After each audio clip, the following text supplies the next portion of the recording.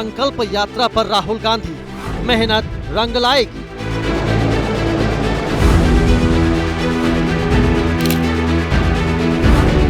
पाँच अक्टूबर को इलेक्शन, हरियाणा में टेंशन।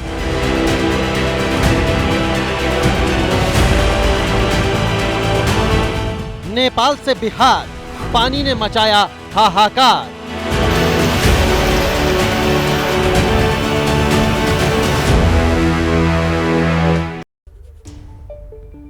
अब आगे बढ़ते हुए बात होगी हरियाणा के सियासी रण की, जहां 5 अक्टूबर को इलेक्शन होना है, लेकिन उससे पहले सियासी दलों की टेंशन किस तरीके से बढ़ी हुई है। बीजेपी से लेकर कांग्रेस तक में पूरा जोर यहां पर लगा दिया गया है। वादे इरादों के बीच हरियाणा में ब्राह्मण भी चुनावी मुद्दा अब बन गए हैं। कैसे, ये आपको बताएंगे विस्तार से। और साथ ही बात होगी बिहार की भी, जहां नेपाल की मुसीबत ने बिहार में आफत मचा रखी है। नेपाल में कुदरत का कहर बरपा तो बिहार के कई जिलों में कोहराम मच गया। पानी से पब्लिक त्राहिमाम कर रही है। बिहार के अलग अलग हिस्सों में आपको दिखाएंगे। दोनों ही खबरों पर विस्तार से बात करेंगे, जिसके लिए मेरे साथ जुड़ गए हैं मेरे सहयोगी। वो आपको विस्तार से पूरी अपडेट देंगे। ज्ञानेंद्र कुमार कुरुक्षेत्र से मेरे साथ होंगे और साथ ही इसी पर और बात करने के लिए नीरज पांडे भी मेरे साथ होंगे दिल्ली से। बारी बारी से रुक करेंगे और शशांक भी मेरे साथ होंगे। किस तरीके से बिहार के अलग अलग हिस्सों में हालात बने हुए हैं, सहरसा से शशांक कुमार मेरे साथ बने हुए हैं, उनका भी रुख करेंगे। लेकिन सबसे पहले जो बड़ी खबर है चुनाव को लेकर, हरियाणा चुनाव को लेकर, उससे आपको रूबरू करवा दें। देखिए, हरियाणा में कांग्रेस ने एकजुटता का संदेश फिर से दिया है। हुड्डा और सैलजा का राहुल गांधी ने हाथ मिलवाया। नारायणगढ़ के मंच पर हुड्डा सैलजा का हाथ मिलवाते हुए राहुल गांधी एक बार फिर से दिखाई दिए और एक साथ हाथ उठाकर एकजुटता का संदेश देने की कोशिश की गई। ये तस्वीरें उसी वक्त की आपको हम दिखा रहे हैं। राहुल के साथ में कुमारी सैलजा और भूपेंद्र सिंह हुड्डा।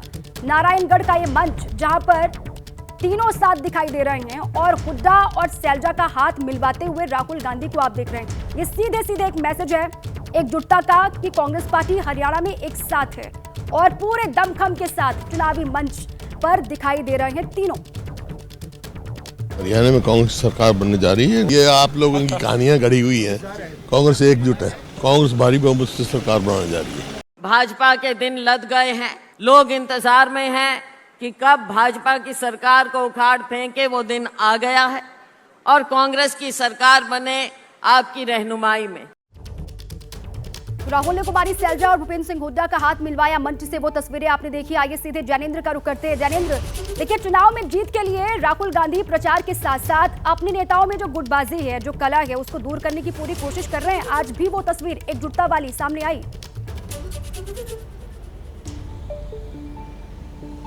बिल्कुल, देखिए, दिल मिले न मिले हाथ मिलाते रहिए, लगभग वही अंदाज राहुल गांधी का है। इससे पहले भी राहुल गांधी की जब हरियाणा में रैली हुई थी, पहली रैली में हुड्डा और सैलजा ने राहुल के साथ मंच साझा किया था, लेकिन तब दोनों की बातचीत नहीं हुई थी। आज जब राहुल गांधी की विजय संकल्प यात्रा 3 दिनों की शुरू हुई है अंबाला से, तो पहली जो सभा हुई नारायणगढ़ में, वहां पर राहुल गांधी ने हुड्डा और सैलजा का हाथ मिलवाया और अपनी तरफ से कोशिश की कि संदेश जाए हरियाणा कांग्रेस में और हरियाणा के वोटरों में कि कांग्रेस एकजुट है और हुड्डा और सैलजा जो दो बड़े चेहरे हैं वो एक साथ राहुल की अगुवाई में जो है वो लड़ रहे हैं। ये कोशिश है राहुल गांधी की। वो भारत जोड़ो यात्रा निकाल चुके हैं। इस बार उनकी यात्रा का नाम विजय संकल्प यात्रा जरूर है, लेकिन बड़ी जानकारी सामने आ रही है। ज्ञानेंद्र, उसका रुख करते हैं, फिर आपके पास में लौटूंगी। देखिए, हरियाणा में कांग्रेस की विजय संकल्प यात्रा, जिसका जिक्र अभी ज्ञानेंद्र भी कर रहे थे, अंबाला में राहुल प्रियंका खुली जीप में घूमे और साथ ही राहुल ने रैली में अडानी के जरिए एक बार फिर से बीजेपी को घेरा।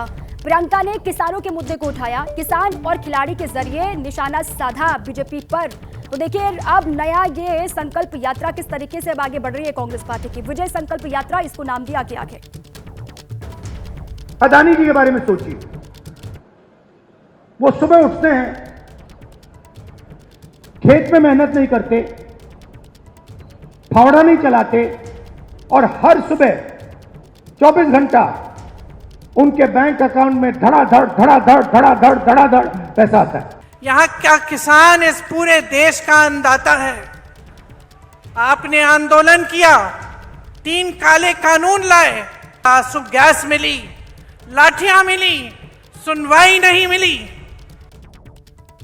तो दोनों को आपने सुना। कांग्रेस की विजय संकल्प यात्रा आज से शुरू हो चुकी है। ज्ञानेंद्र मेरे साथ लगातार बने हुए। ज्ञानेंद्र, ये हर चुनाव में सदाबहार मुद्दे हो गए हैं। राहुल गांधी के लिए अडानी वाला और वही किसानों और खिलाड़ियों के मुद्दे को लेकर बीजेपी को घेरा प्रियंका गांधी वाड्रा ने। बिल्कुल, देखिए बहुत ही गंभीर मुद्दे हैं राहुल गांधी द्वारा ये जो उठाए जा रहे हैं। अडानी का मसला तो पूरी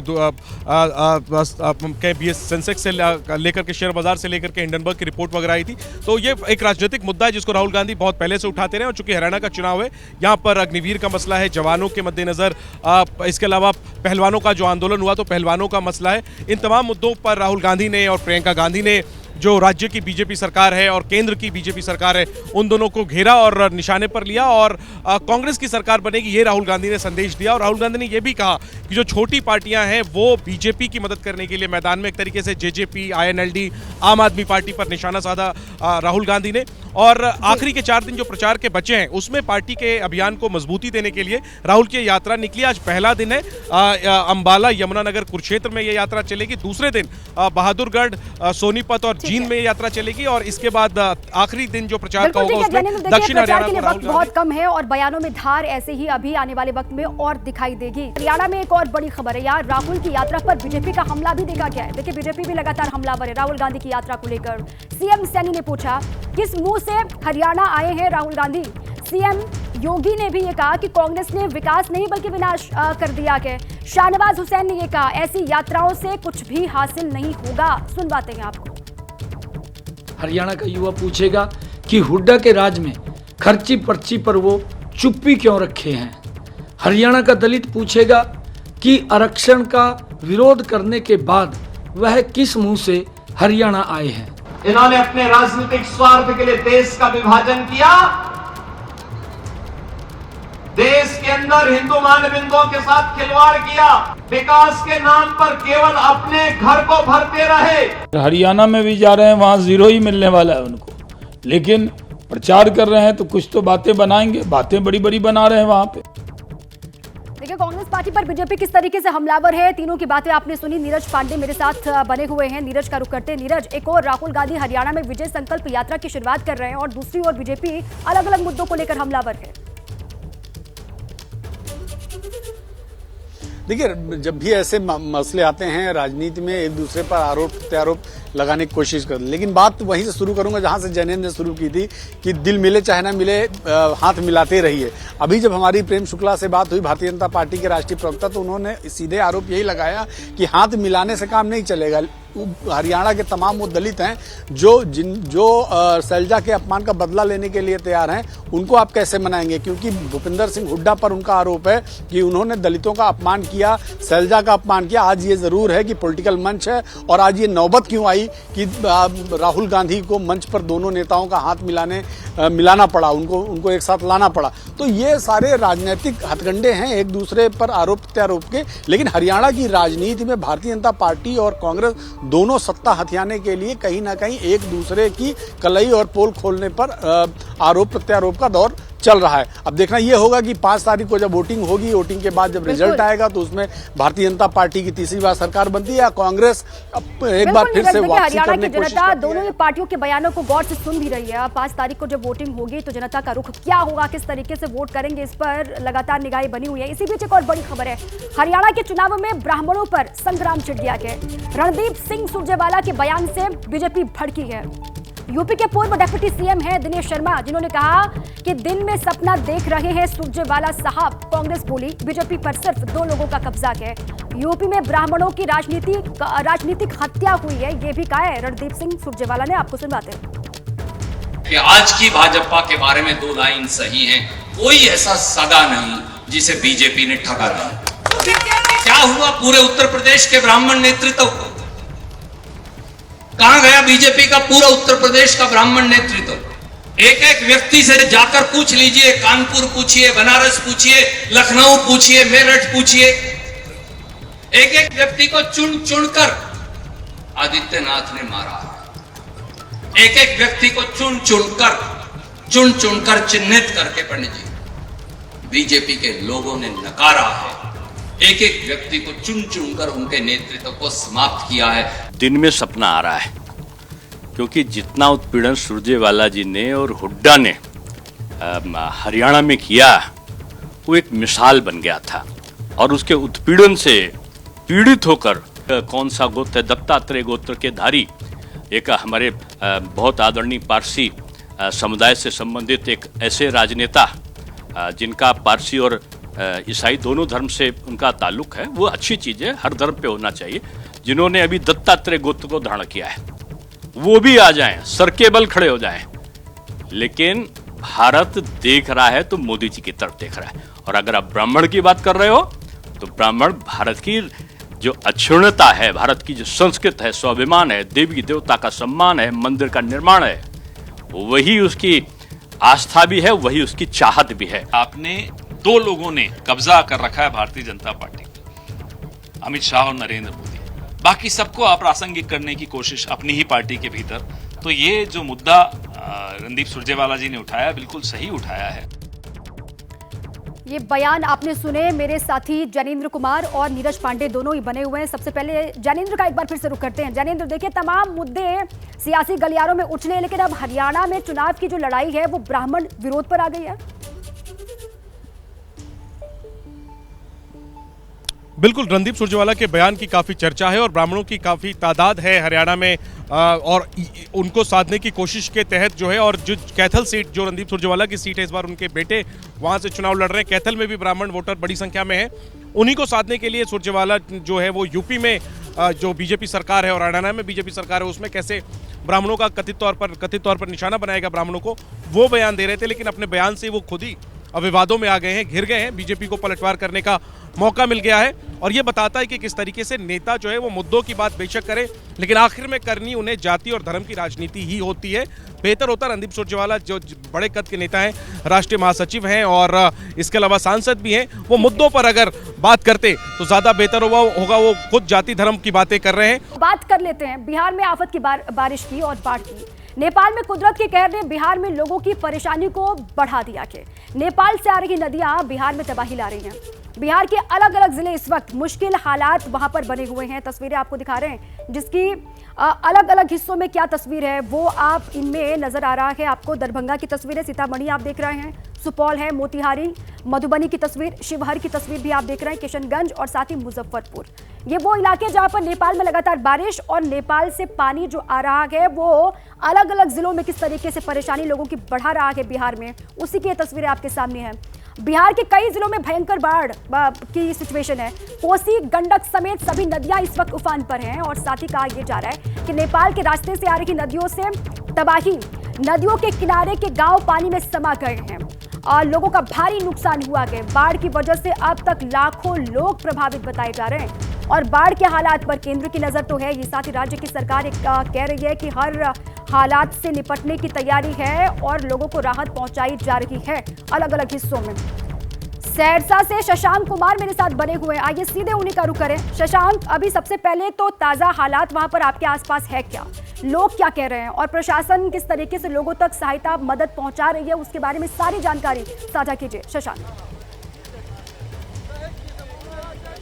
13 जिले बिहार के बाढ़ की चपेट में है, 5 लाख लोग प्रभावित हुए हैं, 7 तटबंध टूटे हैं। इस वक्त हम सहरसा में हैं, कोसी का कहर यहाँ भी देखने को मिल रहा है। इस वक्त हम नौहट्टा पंचायत में हैं। ये देखिए, यहाँ पर नदी ने जो है गजब का तांडव मचाया है। कोसी नदी ने यहाँ पे सड़क जो है वो टूट कर बह गई है। कई गांवों का जो संपर्क है वो मुख्य सड़क मार्ग से जो है वो कट गया है। कई लोग गांव में फंसे हुए हैं जो इधर आना चाहते हैं लेकिन आ नहीं पा रहे हैं और कोई रास्ता भी नहीं है आने का। यहाँ पे देखिए युद्ध स्तर पे काम भी चल रहा है। यहाँ पर बालू बोरी में भर के जो है वो रखी जा रही है ताकि ये जो पानी है जिसका तेज बहाव है ये ऊपर ना चढ़े, और यहाँ पे बालू जो है रखी जा रही है बोरी में भर के, और एक तरह से एक टेम्पररी रास्ता भी जो है उसको तैयार करने की कोशिश की जा रही है। यहाँ पर असही समेत दर्जन भर जो गांव है उनका जो संपर्क है वो मुख्य सड़क मार्ग से कट गया है। हम यहाँ पर लोगों से भी जो है वो बात करने की कोशिश करेंगे। सरकारी मदद पहुंची है लेकिन जिस स्तर पे पहुंचनी चाहिए थी वो नहीं पहुंची है। अच्छा ये बताइए चाचा, ये हालात कब से हैं यहाँ पे? यहाँ पर कल हुआ है, अभी परसों से है। अच्छा, और अब जाके जो है ये सब काम जो किया जा रहा है, आज किया जा रहा है। कितने लोग प्रभावित हुए हैं यहाँ पे? यहाँ पर कोई भी बुझिए वो अपना दौरे बढ़ा में है। कितने गांवों का संपर्क टूट गया? करीब दर्जन भर सुन रहे हैं। हाँ, दर्जन से ऊपर होगा ये सब। हाँ। अच्छा ये बताइए, जो मदद मिलनी चाहिए जिस स्तर पे वो मिल रही है क्या? नहीं मिल रही है। नहीं मिल रही है। क्या शिकायत है आप लोगों की? यहाँ पे सबसे पहले सामुदायिक किचन का बात किया गया था, अभी तक जो है सभी जगह चालू नहीं हुआ है। उसके बाद किसी भी स्तर पे पन्नी का जो है पन्नी जो दिया जाता है घर के ऊपर वो नहीं दिया गया। उसके बाद जो है राशन जो है मवेशी के लिए वो भी उपलब्ध नहीं हुआ। उसके बाद खाने पीने का सामग्री जैसे चूड़ा हो गया, मुड़ी हो गया, इस सब का व्यवस्था नहीं किया गया है। मतलब लाखों जिंदगियां अचानक से बेसहारा हो गई हैं। हाँ, देखिए आपको हम तस्वीर भी दिखाएंगे।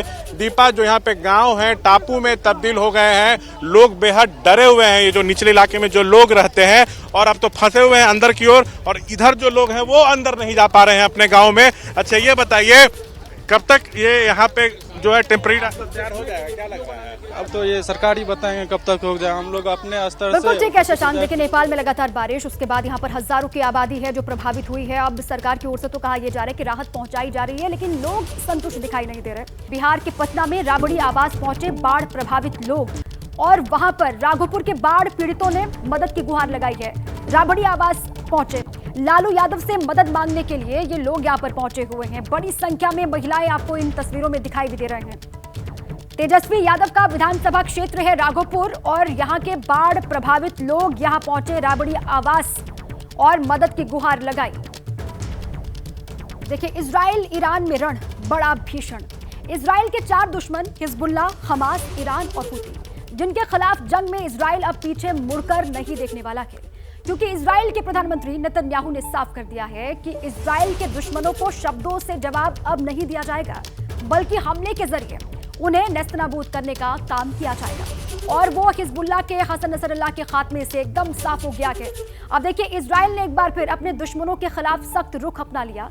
लेबनान में हिजबुल्लाह पर अटैक जारी है, तो वहीं गाजा में हमास के खात्मे तक इजराइल जंग रोकने को तैयार नहीं है। और ईरान इन सब के बीच इजराइल पर बौखलाया हुआ है। इजराइल को सबक सिखाने की धमकी ईरान दे रहा है। तल्खी ईरान और इजराइल में भी बेहद बढ़ी हुई इस वक्त दिखाई दे रही है। तो साथ ही हिजबुल्लाह और हमास के अलावा इजराइल ने यमन में हुती विद्रोहियों पर बारूदी एक्शन लेना शुरू कर दिया है। यमन में इजरायली रॉकेट और मिसाइलों ने हुती विद्रोहियों के ठिकानों पर लगातार विस्फोट किया, और वहां से भी तस्वीरें सामने आई। और इसी वक्त इस बीच एक बड़ी खबर हमारे पास है, वो आपको हम बता दें। नसरल्लाह की मौत के बाद से इजराइल का जो अटैक है वो रुक नहीं रहा। अलग अलग हिस्सों में लेबनान के अभी भी हमले वहां पर किए जा रहे हैं। इजराइल की ओर से लेबनान पर हमले और तेज कर दिए गए। कल से अब तक कहा यह जा रहा है 105 लोगों की मौत हो चुकी है लेबनान में। हिजबुल्लाह के ठिकानों पर इजराइल का अटैक जारी है। इस स्ट्राइक में सेंट्रल बेरूत की कई इमारतें जमींदोज हो गई हैं। वहां की जो तस्वीरें सामने आई वो आपको हम दिखा रहे हैं। देखिए, कल से लेकर के अब तक कहा यह जा रहा है कि 105 लोगों की लेबनान में मौत हो चुकी है। ये इजराइल के हमलों में मौत का आंकड़ा है 105 लोगों का। नसरल्लाह की मौत और उसके बाद ये लगा कि हो सकता है अब थोड़ा सा शांत हो जाए इजराइल, लेकिन ऐसा होता हुआ नजर नहीं आ रहा। लेबनान के अलग अलग हिस्सों में हमले लगातार किए जा रहे हैं और हमले तेज हो गए हैं, अब ये कहा जा रहा है। इस बीच एक और बड़ी खबर है, लेबनान को इजराइल की तरफ से एक और झटका लगा के लेबनान में हमास का हेड फतेह शरीफ जो है वो मारा गया। ये बड़ी जानकारी सामने आ रही है। एक और झटका लगा लेबनान को इजराइल की ओर से, और वो झटका है हमास का जो हेड बताया जा रहा है फतेह शरीफ, उसको भी ढेर कर दिया गया। इजराइल की एयर स्ट्राइक में फतेह शरीफ को ढेर किया गया है, और हिजबुल्लाह के साथ मिलकर हमास के लिए ये काम करता था, ये जानकारी। और इसी पर न्यूज रूम से मेरे साथी आशीष जुड़ चुके हैं, सीधे आइए उन्हीं का रुख करें। आशीष, ये लग रहा था कि नसरल्लाह की मौत हो चुकी है, उसको ढेर कर दिया गया, तो अब हो सकता है कि सिचुएशन थोड़ा सा ठीक नजर आए या फिर इजराइल की ओर से हमले नहीं होंगे। लेकिन अभी भी जानकारी ये है कि लेबनान के अलग अलग हिस्सों में ताबड़तोड़ हमले किए जा रहे हैं इजराइल की ओर से। बिल्कुल ठीक कह रही हैं दीपा आप। और अब से थोड़ी देर पहले भारत में Israeli deputy chief of mission जो इजरायली दूतावास के, उनसे मैं बात कर रहा था, और उन्होंने भी इस बात को बिल्कुल क्लियरली कहा है कि हम ये बात जानते हैं कि नसरल्लाह के मारे जाने के बाद हिजबुल्लाह का थ्रेट ख़त्म नहीं हो जाता। बहुत पुराना संगठन है और ये अभी भी हम पर अटैक कर सकता है, लिहाजा इजराइल भी डिटर्मिन्ड है। अगर लेबनान की जो आर्मी है, लेबनान फोर्सेस और ईरान इस बात को इंश्योर करे, अगर लेबनान आर्मी हिजबुल्लाह के खिलाफ कार्रवाई करती है और ईरान उसे आर्म्स सप्लाई देना बंद करता है, तो ही इजराइल चुप बैठेगा, तो ही ये जंग थम सकती है। वरना इजराइल पूरी तरह डिपेंडेंट है नॉर्थ को क्लियर कराने के लिए, उन एरियाज को क्लियर कराने के लिए जो इजराइल कहता है जहां पर हमारे लोगों को बंधक बनाया गया, जिसको कैप्चर किया गया, उसको छुड़ाने के लिए हम निर्णायक लड़ाई जारी रखेंगे। बिल्कुल ठीक है। इसी बीच एक और बड़ी खबर है, इजराइल लेबनान में भीषण जंग की तैयारी है, कहा यह जा रहा है। हिजबुल्लाह नेता नईम कासिम की धमकी, इजराइल पर जमीनी हमले के लिए हम तैयार है, कासिम ने यह कहा है। यह डेप्यूटी चीफ है हिजबुल्लाह का।